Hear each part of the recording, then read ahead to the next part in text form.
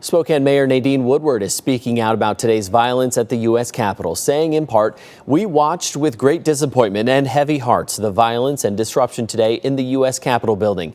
Freedom of speech and expression are hallmarks of our country, and violence and property destruction have no place in that process. This was a sad day for our country." She went on to say if people in Spokane make their voices heard, the city expects this to be done respectfully and peacefully. Well, this morning, Congresswoman Kathy McMorris-Rodgers planned to object to the Electoral College votes being certified. It took an angry mob storming her office building to change her mind. This afternoon, she told 4 News Now why. This is a small part of her statement in which she also called the attack on the Capitol disgraceful. She said, quote, "What we have seen today is unlawful and unacceptable. I have decided I will vote to uphold the Electoral College results, and I encourage Donald Trump to condemn and put an end to this madness."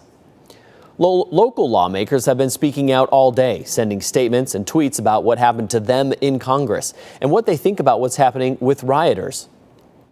The attacks on our nation's capital left the entire nation in disbelief today. And now politicians on both sides of the aisle in Washington and Idaho are on the same page, condemning those attacks and pleading for President Trump to do the same.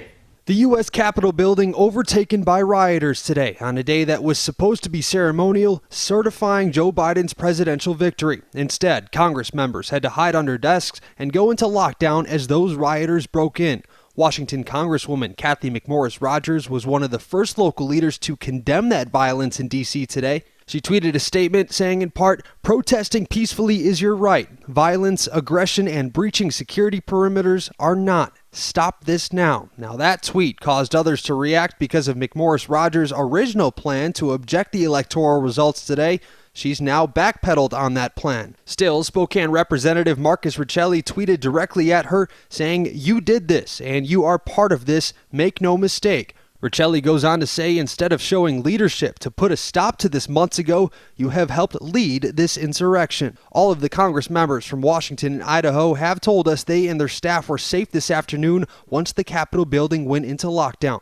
Many of them issued similar statements condemning those attacks. Idaho Representative Mike Simpson said, "We have a constitutional right to peaceful protests, but the clashes with the police and destruction of property must stop now." Washington Senator Patty Murray says, "I condemn in the strongest terms the hate-fueled violence we are seeing in our nation's capital today." Washington Governor Jay Inslee echoes that message, saying the siege of the U.S. Capitol was an attack on democracy itself. Inslee goes on to blame President Trump for that violence. Idaho Governor Brad Little also condemns the violence, saying in Idaho, "We uphold the tenets of the First Amendment, but what we are seeing in D.C. is not peaceful expression." Reporting in Spokane tonight, I'm Maher Kawash, 4 News Now.